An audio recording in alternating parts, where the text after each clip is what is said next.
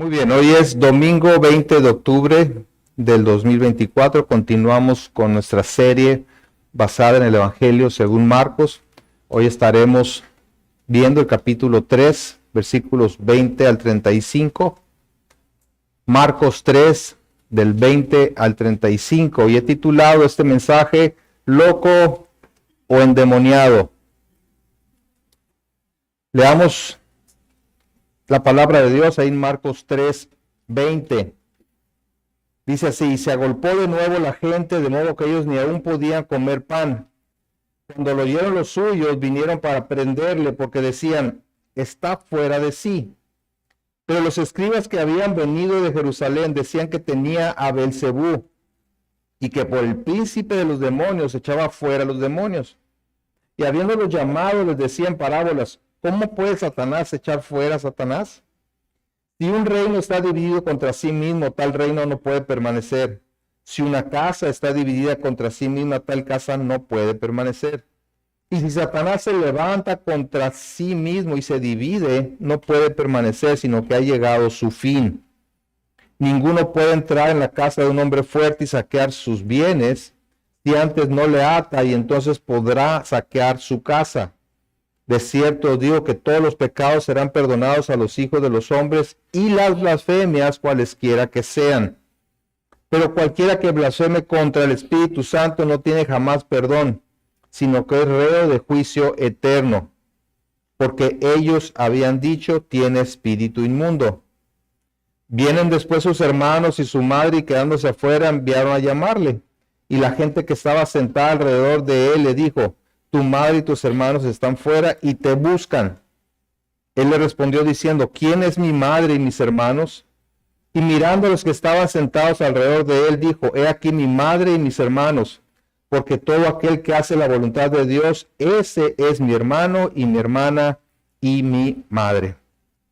Bien, amado Padre, nuevamente acudimos a ti para pedir esa ayuda tan necesaria,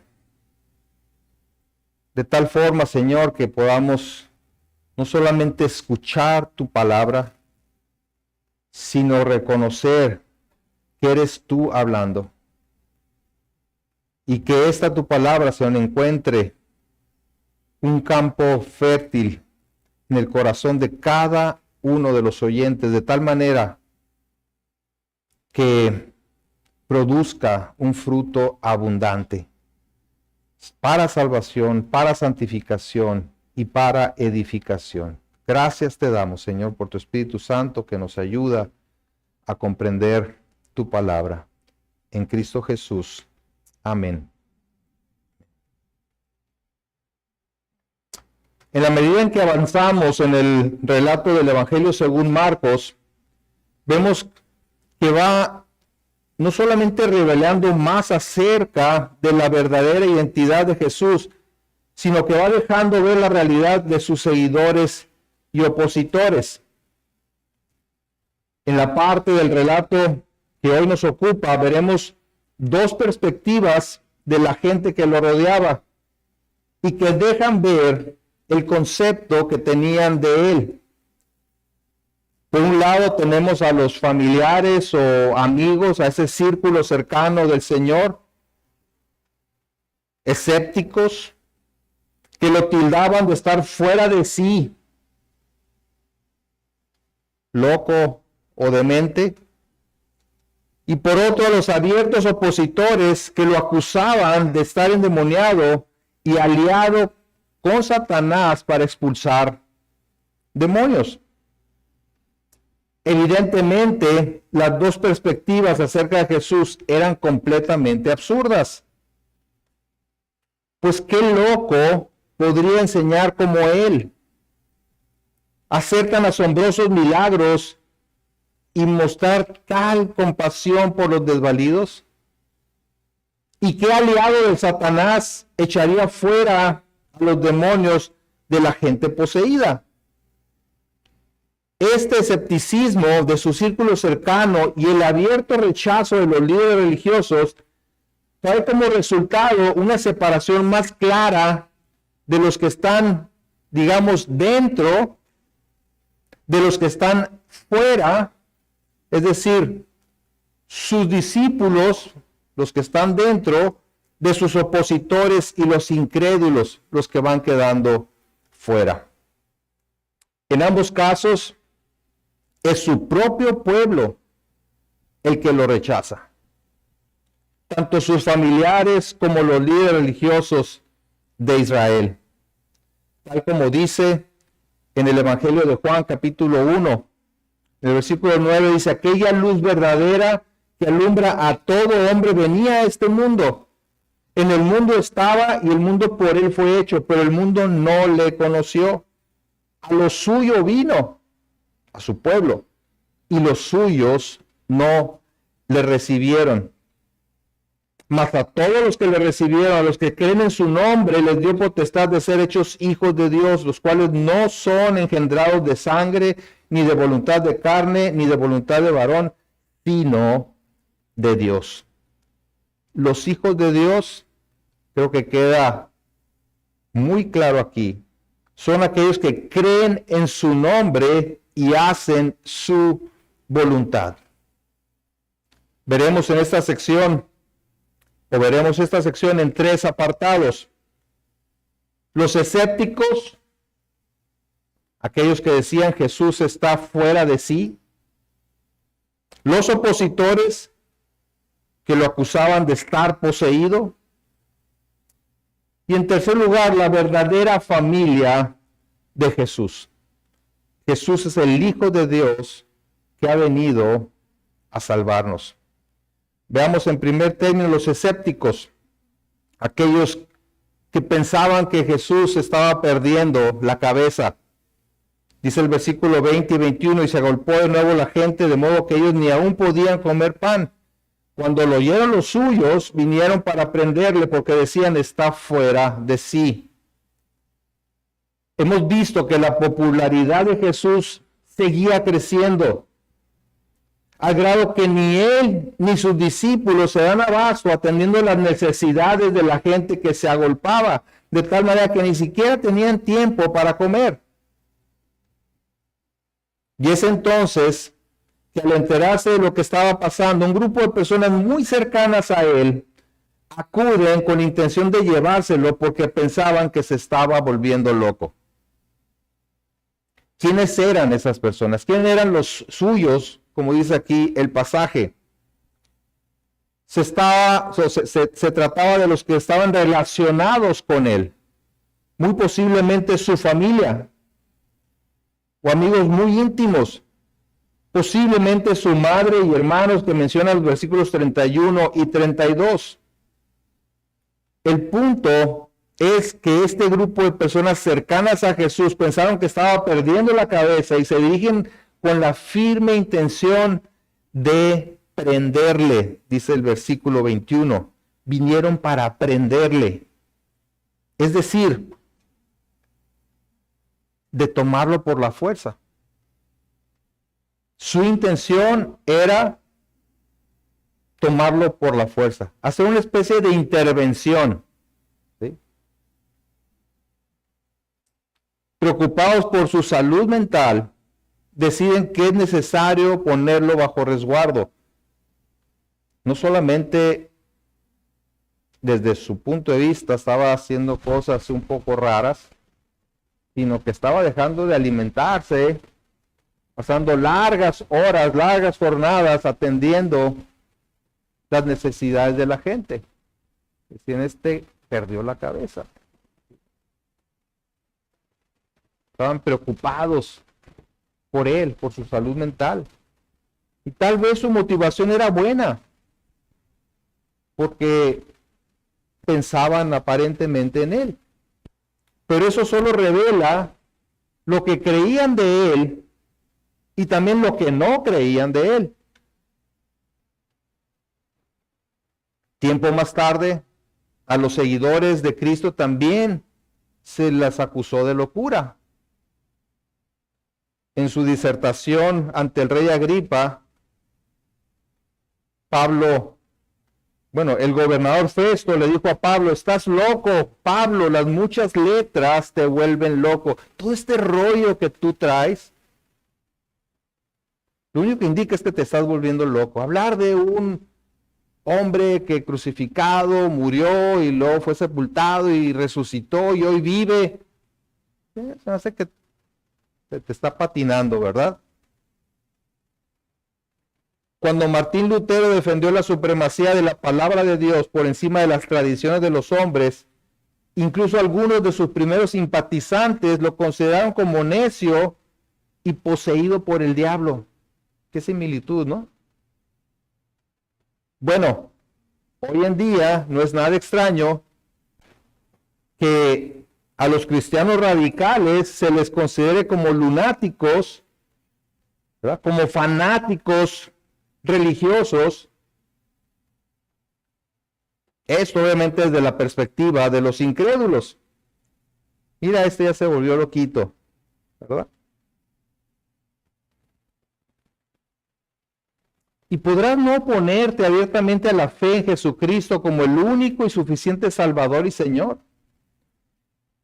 Pero podrías estar en la posición de los escépticos creyendo que fue un buen hombre, muy sabio, un gran motivador, un poderoso profeta, o inclusive pensar que realmente estaba loco, alguien que estaba fuera de sí. Y mientras este grupo de personas de su círculo cercano intentaban retener a Jesús, procurando su bien, o sea, eran bien intencionados, una delegación de líderes religiosos se acerca a él acusándolo de operar bajo el dominio de Satanás. Entonces tenemos los escépticos y tenemos los abiertamente opositores a Jesús, diciendo, este está endemoniado. Vean versículo 22. Pero los escribas que habían venido de Jerusalén decían que tenía a Belcebú y que por el príncipe de los demonios echaba fuera los demonios. Una vez más vemos a un grupo de líderes religiosos israelitas entre la multitud que seguía a Jesús. Estaban siempre al acecho para acusarlo y desacreditarlo. No estaban dispuestos a que un impostor, como ellos lo veían, le robara la atención de la gente, les echara abajo lo que ellos habían construido. Ellos se consideraban los maestros y los poseedores de la verdad.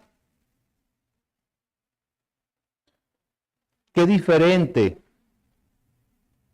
la actitud de estos hombres a la de Juan el Bautista, quien siempre dirigió la atención hacia el Señor Jesucristo. Igualmente los siervos de Cristo siempre debemos guiar a la gente a poner sus ojos en Él. Un pastor, un predicador, un maestro, un cristiano en general. Siempre habla de Cristo y no de Él y sus logros o sabiduría. Los escribas y fariseos querían tener la atención de la gente y no soportaban que alguien más los distrajera. La envidia y suspicacia les movía a tal grado que lo acusan de estar poseído por Belcebú, un término que le asignaron a Satanás, el príncipe de los demonios.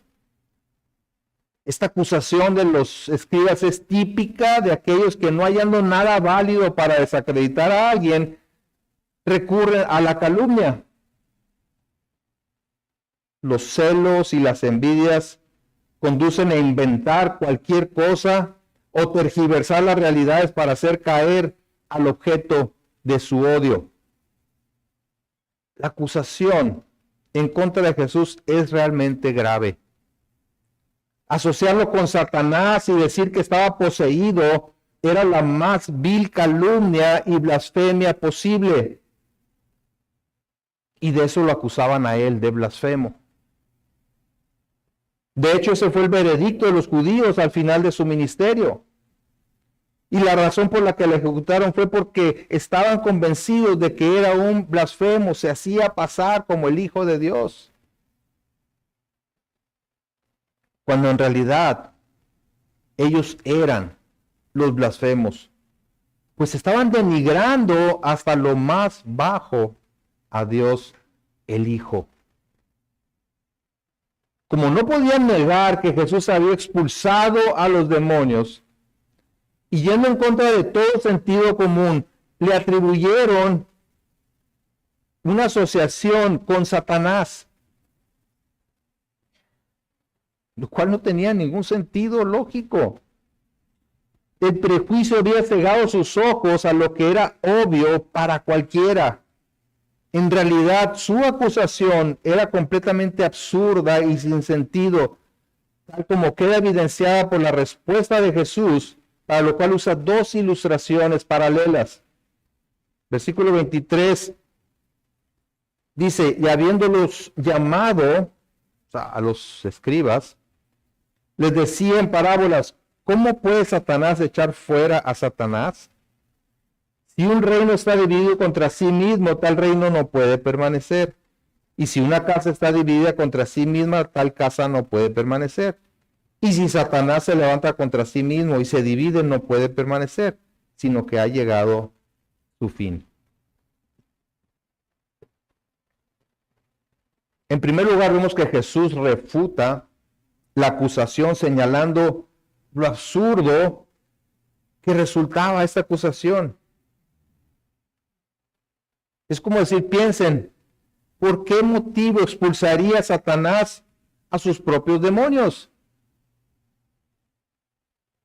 Esto implicaría su propia destrucción, la destrucción de la construcción de su reino. ¿Cómo es que Satanás le daría a Jesús o a cualquiera el poder necesario para expulsar a sus propios emisarios, cuya misión era la de tener cautiva a la gente y destruirla? Ningún reino puede mantenerse dividido de esta manera contra sí mismo.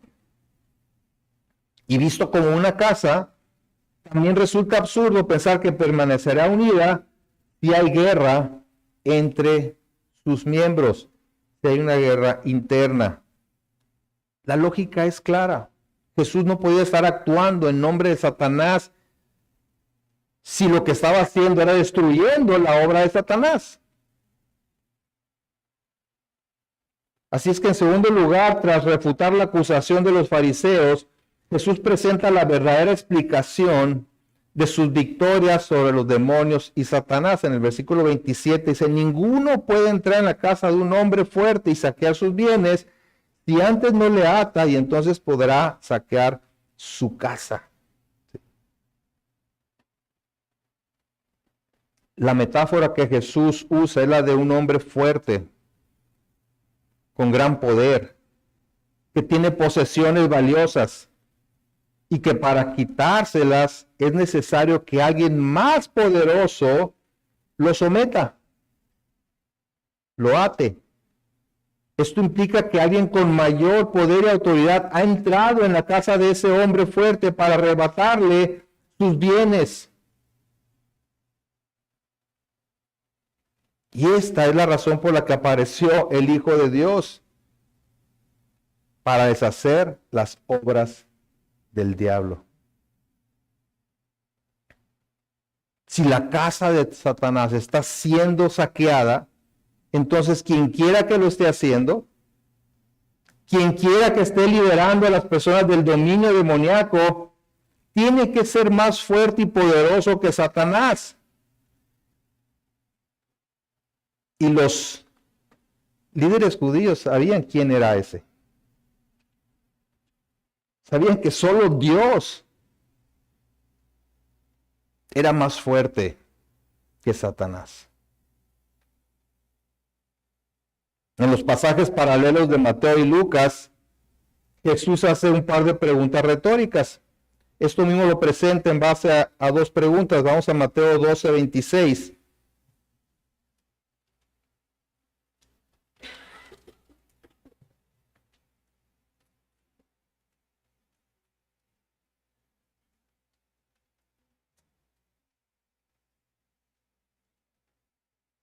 Mateo 12:26 dice, y si Satanás echa fuera a Satanás, contra sí mismo está dividido. ¿Cómo pues permanecerá su reino? Es el mismo planteamiento, ¿no? Y si yo echo fuera los demonios por Beelzebú, ¿por quién los echan vuestros hijos? Es decir, sus discípulos. Por tanto, ellos serán vuestros jueces. Pero si yo por el Espíritu de Dios echo fuera los demonios, ciertamente ha llegado a vosotros el reino de Dios. Es decir, ¿cómo pueden los líderes judíos decir que los exorcismos de Jesús son obra de Satanás, pero los de sus discípulos son obra de Dios?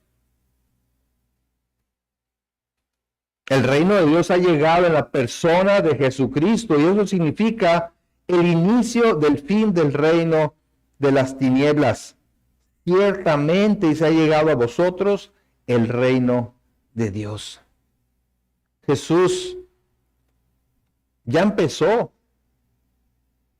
en ese momento, desde su aparición aquí en la tierra, atar a Satanás por medio de la encarnación en primer lugar, su victoria sobre la tentación del diablo en el desierto, su autoridad frente a los demonios y por medio de todas sus obras, pero se fortalecería mucho más mediante la victoria de Cristo en la cruz y en su resurrección y ascensión. Y esto conduce a uno de los pronunciamientos y advertencias más solemnes de todo el Nuevo Testamento, acompañado de una de las mayores promesas. Así es que Jesús lanza una advertencia. ¿Sí? Lanza una advertencia. Dice el versículo 28, de cierto os digo que todos los pecados serán perdonados a los hijos de los hombres y las blasfemias cualesquiera que sean.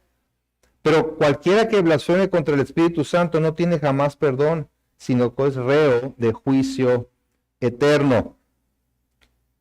Vean primeramente la solemnidad de la advertencia, que queda establecida por la frase, de cierto os digo. No porque otras cosas no fueran verdad, sino porque hace el énfasis en lo importante que es esta declaración. Es decir, amén. De cierto os digo, que decir amén, que así sea. Verdaderamente les digo. Ahora, la blasfemia, en el sentido general, es un término que se refiere a palabras o actos que muestran una falta de respeto o insulto hacia Dios, pero también hacia algún otro ser humano, lo cual incluye la difamación, el insulto o una afrenta.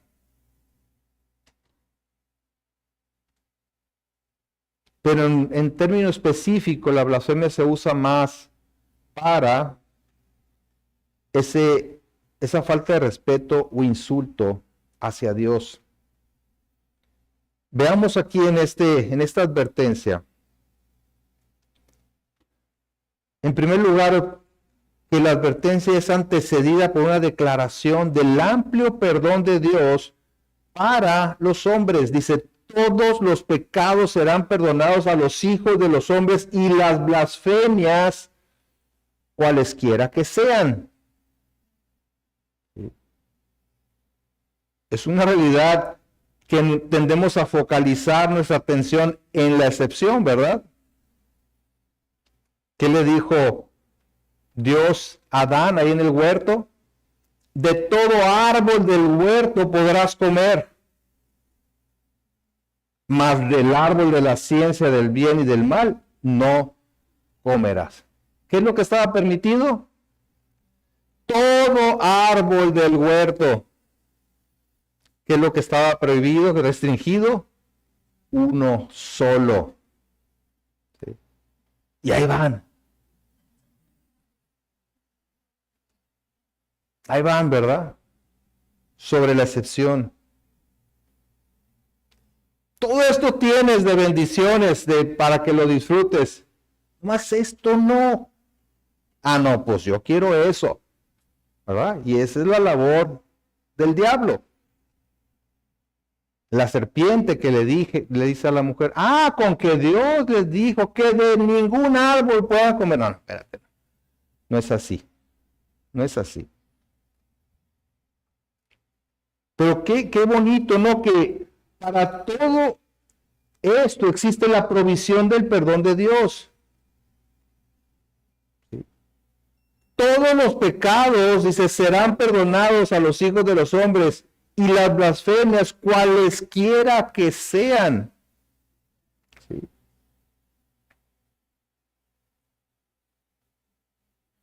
Qué esperanzador, ¿verdad? Que exista esa amplitud. De otra manera estaríamos sin esperanza, porque a ver, ¿quién de nosotros no blasfemó o ha blasfemado en alguna ocasión de palabra o de hecho en contra del Señor?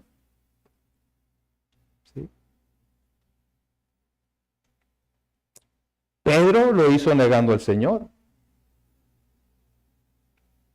Entonces él comenzó a maldecir y a jurar, no conozco a este hombre de quien habláis.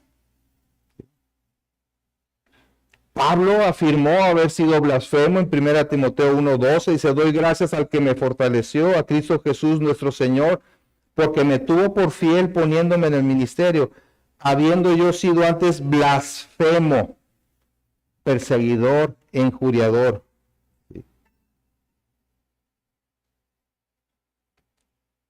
Sabemos, y eso es lo que nos llena, ¿verdad?, de esperanza, que Dios es clemente y misericordioso, lento para la ira y grande en misericordia. ¿Y qué es lo que pide ante cualquier ofensa o pecado? Isaías 55:7, deje el impío su camino y el hombre inicuo sus pensamientos, y vuélvase a Jehová, el cual tendrá de él misericordia, y al Dios nuestro, el cual será amplio en perdonar. ¡Wow! ¿Qué se requiere? Deje el impío su camino y el hombre inicuo sus pensamientos, y vuélvase a Jehová. ¿Y qué vas a recibir? Misericordia, perdón. Jesús dice que hay perdón de todo pecado y cualquier blasfemia, y eso nos debe brindar un enorme descanso y consuelo. Pero sin dejar de atender la seria advertencia que lanza, versículo 29, pero cualquiera que blasfeme contra el Espíritu Santo no tiene jamás perdón, sino que es reo de juicio eterno. ¿Cuál es la excepción? La blasfemia contra el Espíritu Santo. ¿Cuál entonces es este pecado imperdonable? ¿Y cómo podemos saber si lo hemos cometido? El contexto nos ayuda a entender el significado. Dice el versículo 30, porque ellos habían dicho, tiene espíritu inmundo. La razón que Marcos da es precisamente que le atribuían a Satanás la obra del Espíritu Santo a través de Jesús. ¿Y por qué constituía esto una blasfemia contra el Espíritu Santo?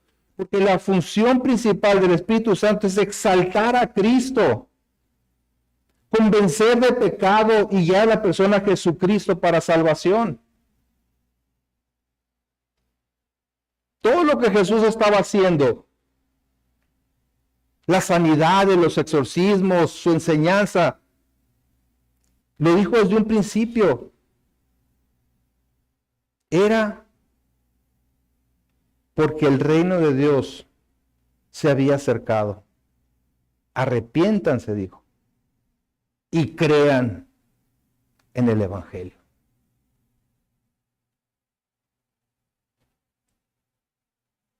¿Y qué es lo que estaba haciendo la gente? ¿Qué es lo que estaban haciendo estos líderes religiosos con lo que Jesús estaba haciendo? No, está endemoniado, ¿verdad? Está loco. Está fuera de sí. Seguían afirmando que Jesús expulsaba demonios en alianza con Satanás y se resistían a creer en él y arrepentirse. Y este pecado es imperdonable porque refleja una resistencia deliberada y persistente contra el único remedio que Dios ha establecido para reconciliarse con él. Por más que Jesús les demostraba que era el Mesías, el Salvador enviado por Dios, ellos no solo se resistían a creer, sino que se oponían abiertamente, y hemos visto que inclusive procuraban ya su muerte, ya tramaban cómo matarlo. En lugar de reconocer la obra de Dios, endurecían cada vez más en su orgullo, sin dar ninguna señal de arrepentimiento. Por su propia dureza se condenaban a sí mismos. Es como lo que sucedió a Faraón. A pesar de las manifestaciones poderosas de Dios a través de Moisés, se negó una y otra vez a dejar salir al pueblo hebreo. Y llegó el momento en el que fue Dios mismo quien endureció su corazón de manera definitiva. Y ese es el punto de no retorno. Ese es el punto peligrosísimo del no retorno. Dios está hablando y hablando y hablando y hablando, y la persona se resiste y endurece su corazón. Y hay un momento que Dios dice, hasta aquí. Hasta aquí. Por eso es el pecado imperdonable. Porque Dios es amplio en perdonar. Pero la resistencia persistente a su voz es sumamente peligrosa. Ahora, en aquel entonces tenían el testimonio del Espíritu de Dios de manera presencial en la persona y las obras de Jesús. Y tú puedes decir, bueno, pues yo hubiera estado ahí, hubiera visto esas manifestaciones poderosas, esos milagros, y hubiera creído, hubiera caído a sus pies, y hubiera caído, ¿sí? Y no es el mismo Espíritu Santo el que estaba obrando en aquel entonces que el que está ahora, y que a través de la palabra de Dios nos está llevando al Mesías, al Salvador. ¿Sí?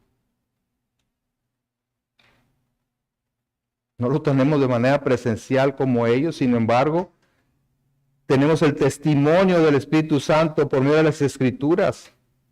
Es por la proclamación de la palabra de Dios que el Espíritu Santo convence de pecado, de justicia y de juicio, y conduce a Cristo como el único y suficiente Salvador.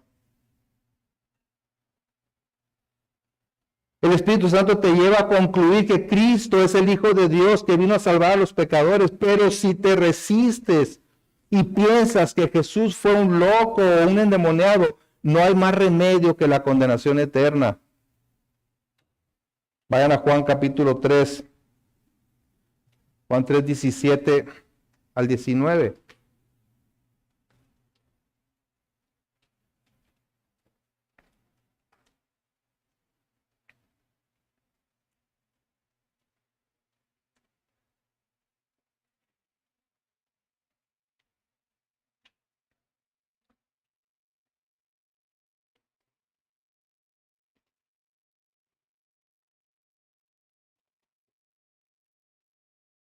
Juan 3:17 dice, porque no envió Dios a su Hijo al mundo para condenar al mundo, sino para que el mundo sea salvo por él. El que en él cree no es condenado, pero el que no cree ya ha sido condenado porque no ha creído en el nombre del unigénito Hijo de Dios. Y esta es la condenación, pongan atención, que la luz vino al mundo y los hombres amaron más las tinieblas que la luz porque sus obras eran malas. El que no cree en Cristo ya ha sido condenado. No va a ser condenado, ya está en condenación por sus pecados. No hay justo ni uno solo, no hay quien agrade a Dios. Pero para aquellos que son, que guiados por el Espíritu Santo reconocen a Jesucristo como Salvador y Señor, entonces el perdón y la salvación vienen a ser una realidad eterna. Esto que acabamos de leer de Juan 3, 17 al 19, es después de la conocidísima, preciosa declaración de Juan 3, 16. ¿Sí? Porque de tal manera amó Dios al mundo que dio a su Hijo unigénito para que todo aquel que en él cree no se pierda, mas tenga vida eterna. Dios ha hecho la provisión, pero el que en él cree no es condenado, pero el que no cree ya ha sido condenado porque no ha creído en él. El mensaje del Evangelio es sumamente esperanzador y consolador. Pero cuando alguien endurece su corazón a ese mensaje, está poniéndose en una situación de gravísimo riesgo. Pues puede llegar el día en el que ya no haya oportunidad para el arrepentimiento, como les mencionaba hace un momento.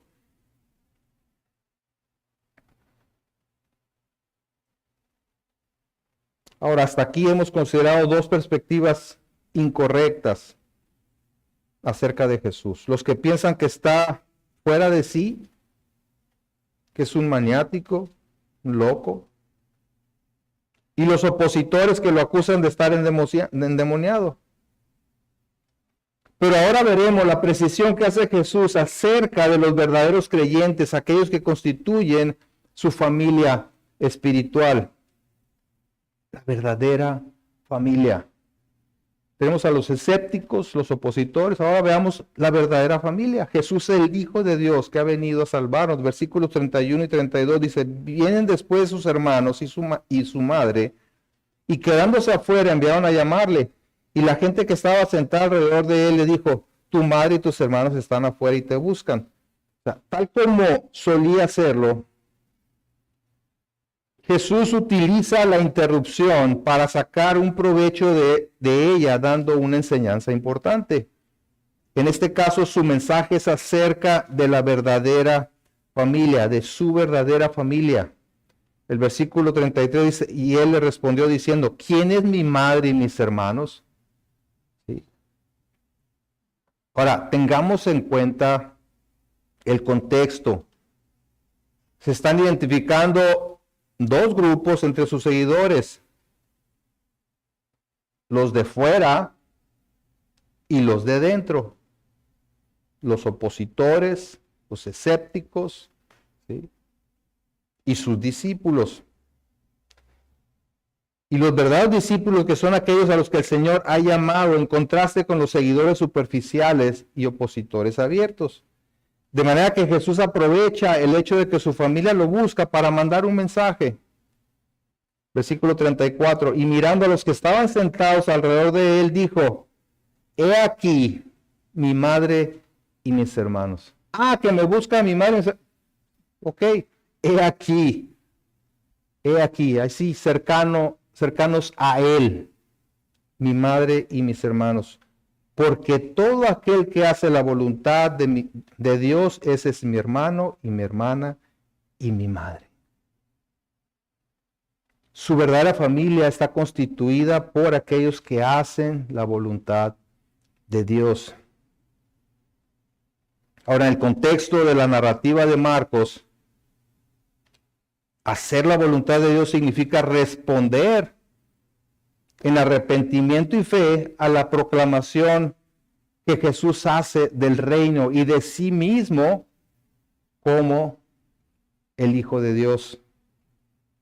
En Marcos 1:15 dice, el tiempo se ha cumplido y el reino de Dios se ha acercado, arrepentíos y creed en el Evangelio.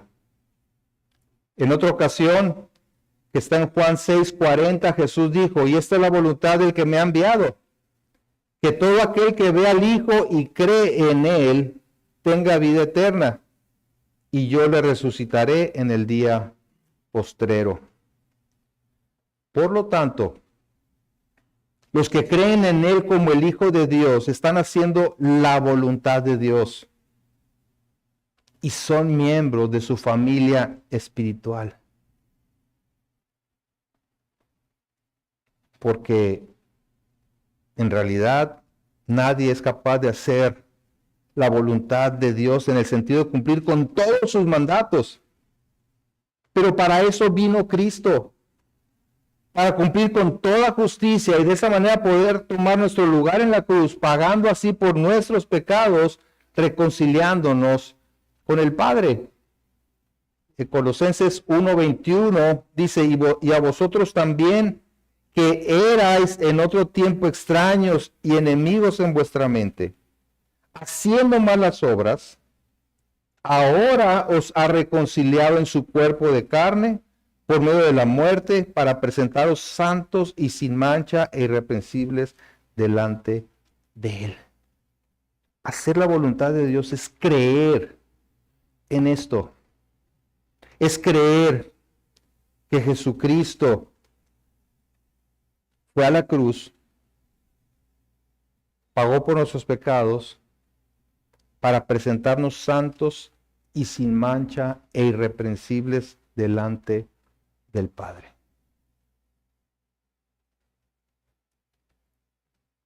Y esta delimitación que Jesús hace de su familia es tanto inclusiva como exclusiva. Estos son mis verdaderos hermanos y mi madre.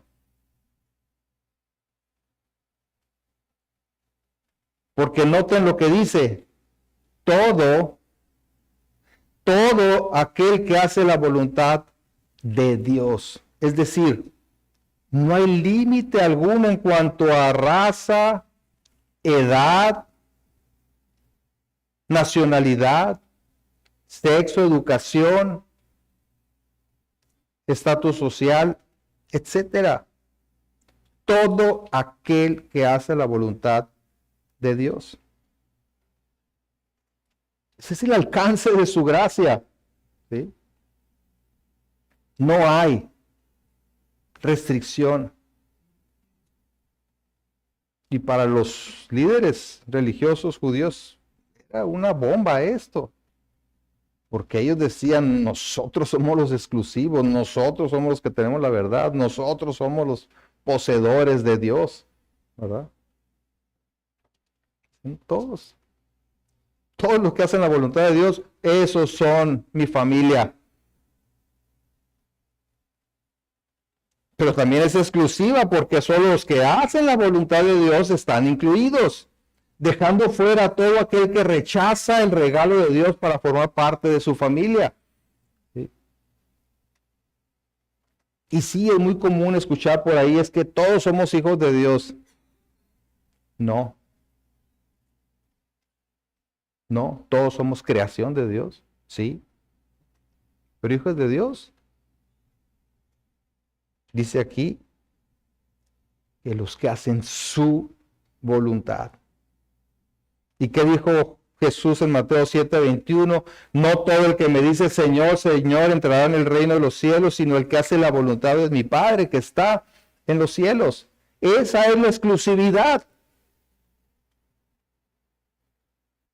Y habló ampliamente el capítulo 7 de Mateo, ¿verdad? De la puerta estrecha versus la entrada amplia, ¿verdad? Hacia la perdición, la puerta estrecha hacia la comunión con Dios. Ahora es importante aclarar que Jesús no está rechazando ni negando a su familia. Está estableciendo una nueva sociedad en la que la familia se identifica no por un lazo biológico, una identidad étnica o nacional, sino por la fe en Él. Es cuestión de cambio de afectos, es cuestión de cambio de prioridades. Tal como lo dijo en otra ocasión, en Lucas 14:26, dice, si alguno viene a mí y no aborrece a su padre y madre y mujer e hijos y hermanos y hermanas, y aún también su propia vida, no puede ser mi discípulo. Y la palabra aborrecer es fuerte. Tiene una connotación fuerte en nuestro lenguaje. Pero aquí no implica odiar, sino que es cuestión de darle a Él la prioridad por encima de cualquier otra relación, aún la propia, o diría yo, esencialmente la propia. ¿Por qué? Porque nos amamos demasiado. Y si no le damos la prioridad a esto, que nos amamos demasiado nosotros, queremos lo que nosotros queremos, lo que nos gusta, lo que deseamos, lo que nos hace felices.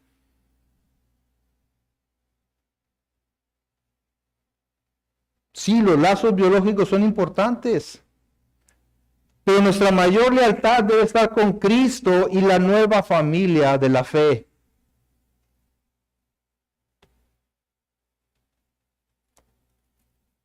Esa es nuestra principal familia.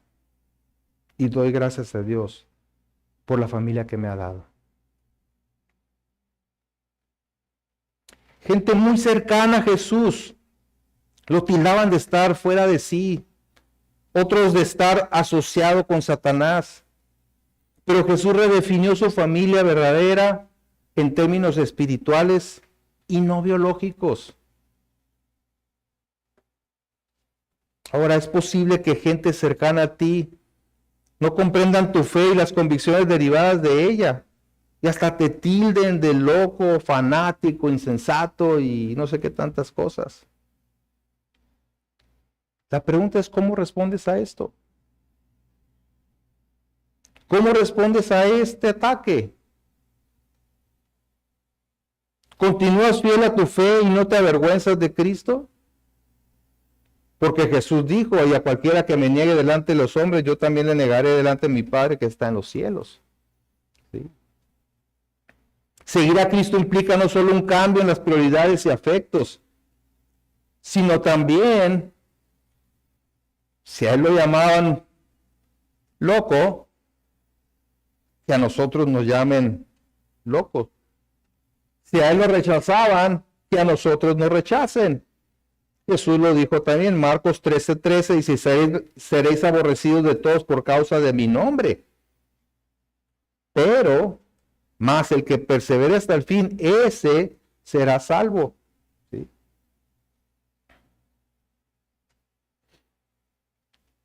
Por otro lado, ¿qué importancia tiene la familia de la fe para ti? ¿Quiénes son tus verdaderos hermanos ahora que perteneces a la familia de Dios?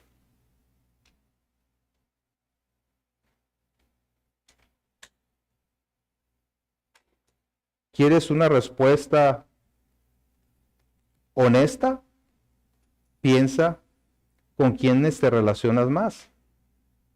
¿Con tus hermanos en Cristo o con tus familiares biológicos? ¿Tus compañeros de escuela, del trabajo y amistades del mundo? Esto habla de dónde están tus afectos. ¿Dónde están tus afectos? Ahora, ¿eres intencional en desarrollar una relación cercana con tu familia de la fe? A los demás los tienes ahí. No tienes que ir a ningún lugar, ¿verdad? Para estar cerca de ellos, tus familiares, tus compañeros de escuela, de trabajo, tus vecinos. No tienes que hacer ningún esfuerzo. Ahí están. Y oportunidades hay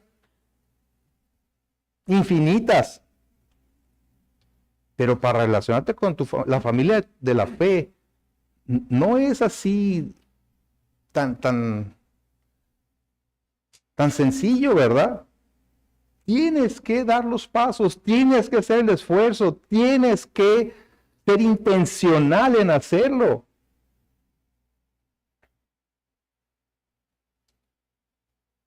Pero la bendición y lo que eso dice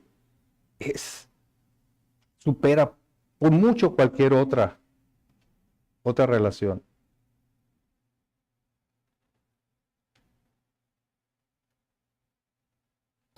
Bueno, hemos visto que cualquier pecado y blasfemia pueden ser perdonados. Pero cuidado con cerrar tus oídos a la voz del Espíritu Santo que te exhorta al arrepentimiento. La persistencia en el pecado contrista al espíritu. Y eso va creando una resistencia a su voz. Resiste al espíritu. Y si se persiste en esta conducta, puede llegar el momento en el que se apague el espíritu. Un verdadero cristiano oye la voz del Espíritu Santo y acude a Cristo para obtener el perdón y la ayuda necesaria. Pero alguien puede profesar la fe cuando en realidad su corazón no ha arrepentido, demuestra que no ha creído. La parábola del sembrador y la semilla que veremos enseguida es una buena ilustración de esto.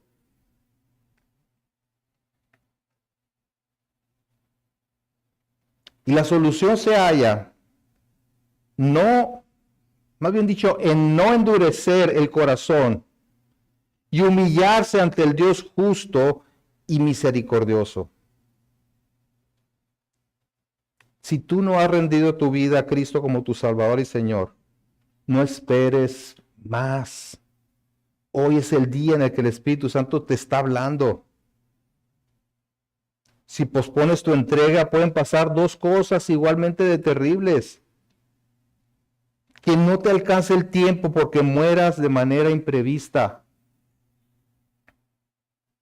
O que se endurezca tu corazón a tal grado que ya no haya oportunidad para arrepentirte. Ay, después. No es mi tiempo todavía. Tengo mucho que hacer, mucho que disfrutar. Cuidado. Cuidado. Ven a Cristo creyendo que eres un pecador destinado al fuego eterno, pero que Él pagó por tus pecados al morir en la cruz y que resucitó habiendo vencido a la muerte para que tengas vida eterna por la fe en Él. Inclinen su rostro y vamos a orar.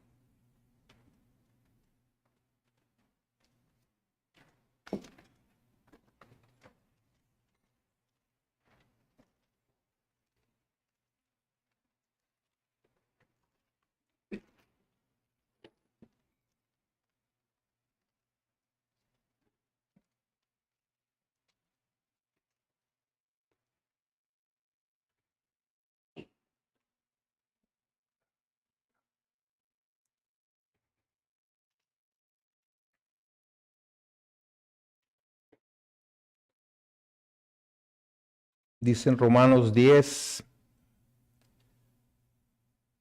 versículo 8, dice, ¿más qué dice?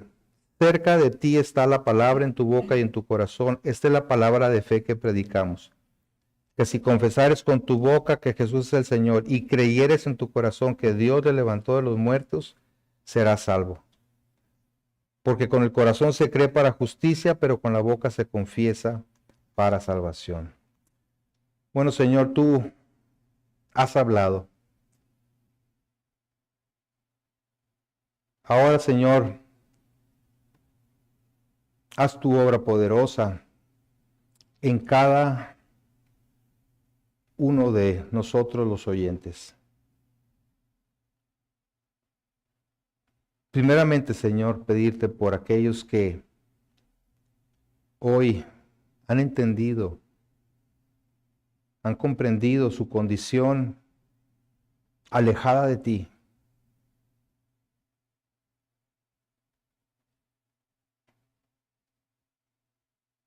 Pero han atendido también tu llamado al arrepentimiento y a confiar en Jesucristo para su salvación.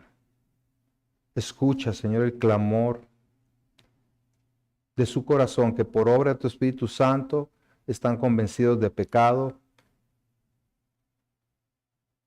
y sus ojos espirituales se han abierto, Señor, para creer y confesar a Cristo como su Salvador y Señor.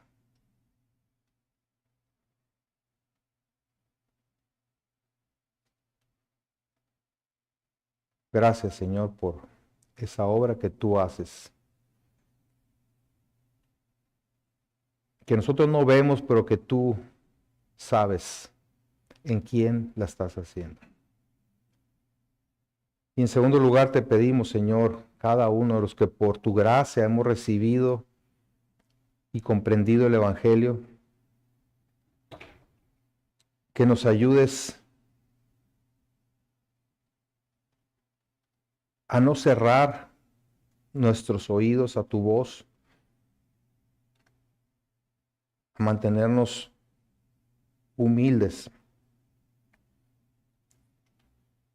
reconociendo cada ocasión en que pecamos contra ti, Señor, y tu llamado a volvernos a ti, Señor, para obtener el perdón y la ayuda necesaria para continuar